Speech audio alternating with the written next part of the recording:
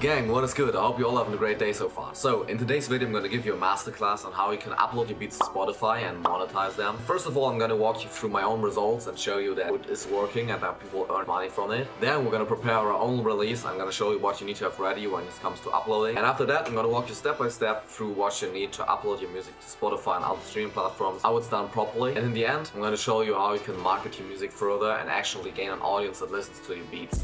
So, with all that being said, let's get straight into the video. These are my charts for the last 12 months on Spotify. So I have 288,000 individual listeners and I've gained around 1.3 million streams in that period. And then these are the stats from my last week. So I had 11,000 individual listeners and around 32,000 streams, which is kind of the middle ground for beats. There's a lot of beatmakers that have way less listeners and streams, and there's also beatmakers that have a lot more streams and listeners. We're gonna come to that in the promotion section of this video. Gaining thousands and thousands of streams and even millions over the course of a year is definitely possible. Now here's a screenshot from my distribution. I have a few tracks listed up. I have the number of streams that each of these got, and I have my earnings. So you get around $10 per 3,000 streams. We have waves with $3,800, $12, Immortal with $3,811. These payout rates always vary a little bit, but that's around what you can expect. This is definitely not the big money. If you get like 3,000 or 5,000 streams on BeatStars, you might actually sell your beat multiple times and make a lot more money than this, but it's also way harder to get these kind of numbers on BeatStars, and it's just a nice passive way of earning money. Now we actually come to the point where we're gonna prepare our own release. First thing we need is a nice artwork. You're really free to do whatever you feel like with the artwork. Something I like to do is going on unsplash.com and just searching up something that I'm feeling right now. So for example, I got a trap beat and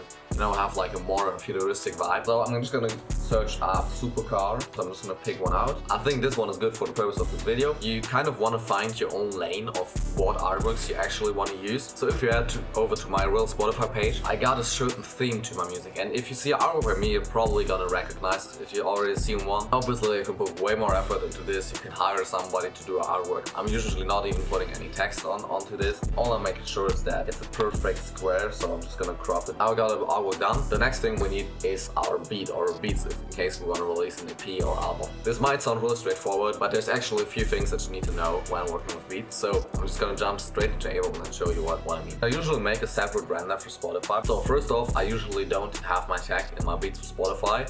And you might want to put yours in because you don't want the beats to be stolen. I'm just gonna leave one tag in, and then also I'm gonna put on some mastering. You can do this however you want, but basically what you want is that your beat is hitting as loud as possible. We want to have it mastered like a song. So something you can always do is, just run it into a soft clipper. And this is exactly what I'm doing with Ozone right here. So I have nothing on besides the maximizer that's just at -1 dB. When it comes to rendering, I'm making sure the audio gets normalized, and I'm then gonna export a wave. I want to have the highest quality possible on streaming platforms in 24-bit. You can also put this on 16, not on 32, that's too big for most streaming services, but 24-bit is really good usually, and that's basically it. Next thing we need is a distributor. Pay them a small fee, and sometimes they take a cut out of your earnings. It really depends on the individual distributor. You give them your music, your artwork, all the information they need, and they make sure that it's live on all the different platforms. So a really popular distributor is distrokid, which I personally am not the biggest fan of it, but it's super popular, a lot of people use it. I'm personally using Lander, got all the same functionality, it looks a lot nicer. There's also a ton more distributors out there. Do your research and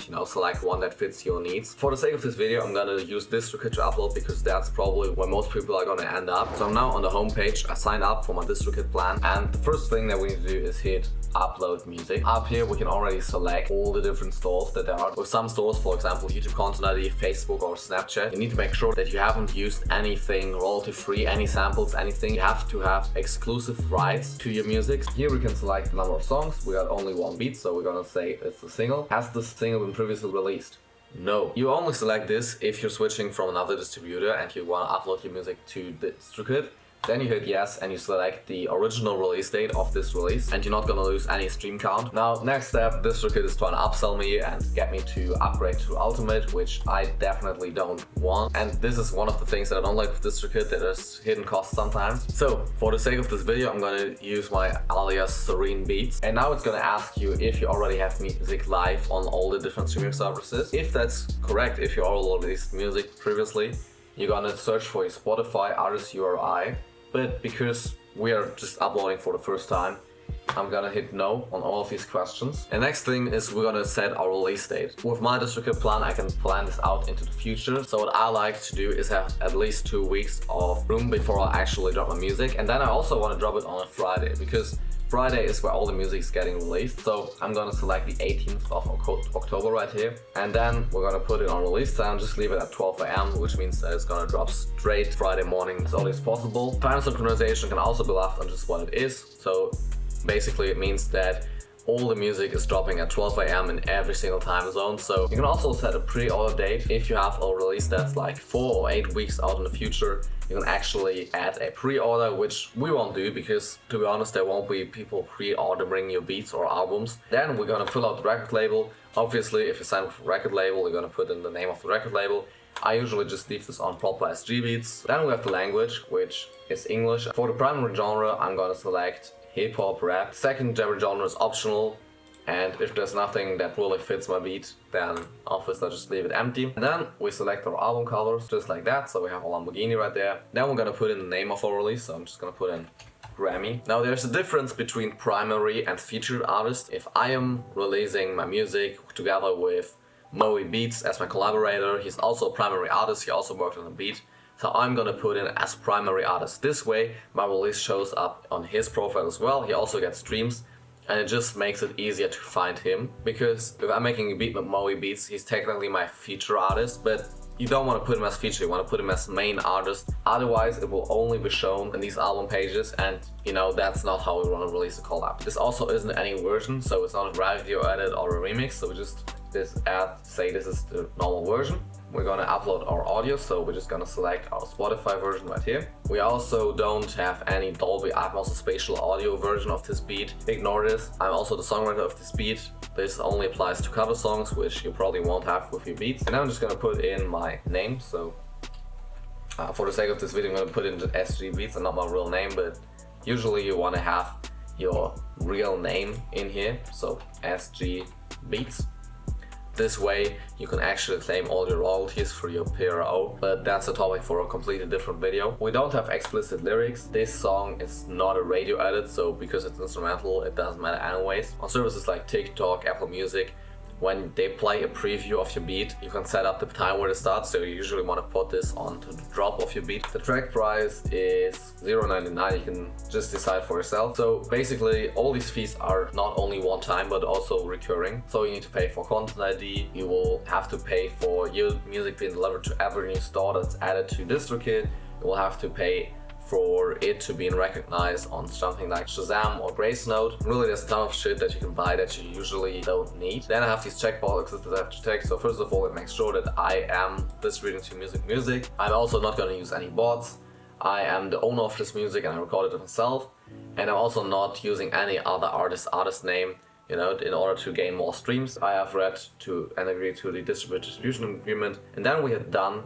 And boom, we have our music going live on the October 18th. You will then get an email where distrokid says your release was submitted. They will then check it and then distribute it to all the different stores where it will go live on the release that you set. And this process is really, it's the same for all different distributors. So now let's talk about the moment where the beat finally goes live. I'm just gonna pretend it's October 18th already on my song dropped. So what I want to do now is submit it to playlists. And this is really a crucial step and the way you're gonna get streams, especially within the producer community, because other than with artists, people aren't gonna find you as a producer and say, wow, I like his music, I wanna listen to him. Instead, people listen to beats when they're working out, in the background, when they're trying to sleep, or different kind of tasks. What do you do when you wanna have some beats in the background? You just go on Spotify and type in beats to study to, or relaxing beats, or workout beats, all this stuff. A good place to start is SubmitHub.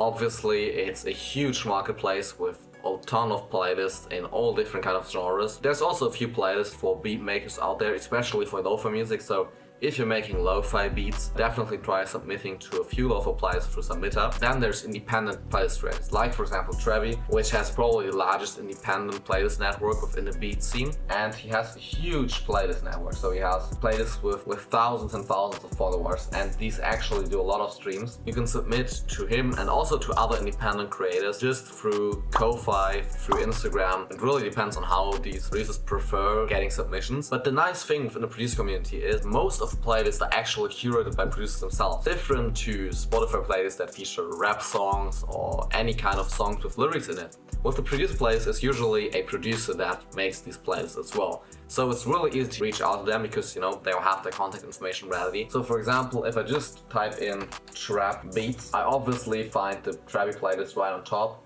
But then, for example, we have 2024 trap beats from Static Spectrum. So he already got his Instagram in the description of the playlist.